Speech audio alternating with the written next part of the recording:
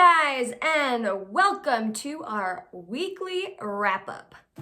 So today in my, this past week in my psych class, it was the first week I had the students, and the very first day I always talk about respect and how that looks like in my classroom, but what it looks like for yourself. So I would say, respect the space. And, I guess we just might as well talk about it here, right? So we're not in a classroom, but you're in your own space. You're in your room, in your house, and respect it. Respect that space of yours. It's like yours. I mean, yeah, it's your parents and everything, but take some ownership in it. So when you see something on the ground, pick it up, right? And your space, your room, take pride in it as if you want to be in it and like live in that and create in that space. Next thing I talk about is respecting others and what that looks like in the classroom and how everyone is on their own different level and how there's no judgment here and everyone's going through their own issues and we just kind of have to respect that. And, respecting people's bubbles too and their space. So in your home life, what does that look like for you? Do you expect people to respect your space, your room, but yet you go into theirs without any hesitation? Or just feelings and their thoughts? I have a really hard time when young people go, you must respect my choices and I'm gonna dog and just tear apart yours because I think you're wrong, but you should respect me, right? There is a two-way street.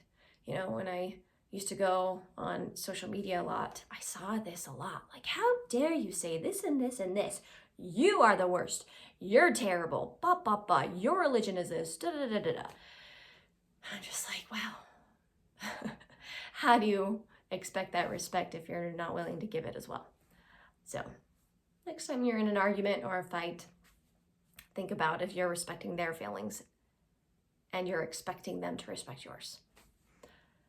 Next, my last rule that I go about is respecting yourself. So on this coming Wednesday, I'm going to be talking about the inner demon. I'm going to remake the video. I think it was one of the very first videos I made. I had no backdrop, I had no lighting, and even though my videos still aren't whatever, professional, they're a lot better than they used to be. So I'm going to remake that video talking about the inner demon. But that is part of how you respect yourself. How are you talking to yourself? That's going to really dictate where you're going in life. Because if you continually listen to the inner demon that tells you that you're ugly and stupid and lame and not worth it, guess what's going to happen? All of those things, right? But if you can talk to yourself in a very positive way and just say, yeah, I make mistakes, but I'm still awesome, you can accomplish a lot of things. So again, it's not just about respecting others. It's about respecting yourself too and understanding you are learning, you are growing, you should make mistakes, and there is no such thing as perfection. Also, what we went through this week. So I show this video. It's called The Astronaut's Perspective.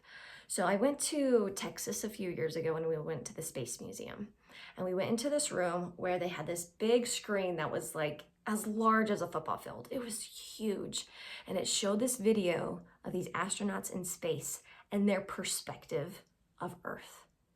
Now, the pictures they showed were beautiful and just spectacular and magical and so awe-inspiring that I was like, I have to show this in my psych class. And so I do. And then we talk about, we're on this Earth, and from, taking a step back, that astronaut's perspective, it's all connected. It's all one Earth. We don't have borders. And we don't have all of these wars. I mean, they can see they literally can see missiles and stuff like that, but you can't see the lines, the boundaries that people make. It's just one big Earth. yet everything is connected, right? A storm happens over here and they can see the effects over here, right? It can like, the Sahara desert had a windstorm and it like blew over to Brazil. Like, it's just all interconnected. And so I'll see if I can link this video. Can I link other people's videos? We'll find out. Anyway, so I'm gonna link it. It's a 30-minute video, and I would suggest watching it on the biggest screen you can in the darkest room that you can to have the biggest impact of those pictures. Watching on your phone, it will just kind of be like, all right, cool. But anyway, it's just about this whole, what's your perspective? Like right now we live in our lives, like especially if you're young, right? Like high school is hard and you just are in this building. And if, you know, we call our school the bomb shelter, right? It's just like no windows because it's so old. Anyway, and so you're just like, this is it. I'm just in this world of, you know, stereotypes and this type of person, these type of people, this class, all, you know, worrying about grades. Like your perspective is limited. So this movie is hopefully going to help you understand a bigger perspective, a bigger picture of what you can see. Because this video, it makes you feel so small, but not in a bad way. Like, as in, like, I'm just like this tiny little thing on this big, huge planet. Like, what can I do? But instead of like making you feel crappy about it, it makes you go, well, that means I can do anything. Like, what can't I do? I mean, if I'm just so little, so small in the scheme of everything, why not try a lot of things or try that scary thing? Like, it's not going to ruin the world. All right. So I guess the whole wrap up for this week is pretty much saying, look at the bigger picture, guys. Are you just so focused on like right now, what's in front of you, that you're neglecting to see so many different possibilities that can happen to you? Right? It should be exciting and liberating. Right? And if it's scary, then you just kind of get that inner demon off your shoulder, which again, I'll explain on Wednesday if you're like, huh? Anyway, so it should be exciting. So, but it also requires you to think, to actually use your imagination and say, what do I actually want? What doors do I want open for me? And that requires effort. And that can be a little bit scary. So I guess that's your assignment for the week. If you're, you know, really wanting to do the stuff I'm doing in class, like, what's the big picture for you? What's the bigger perspective that you're not quite seeing? And write it out, right? Just thinking about it, you just go, sure, yeah, whatever.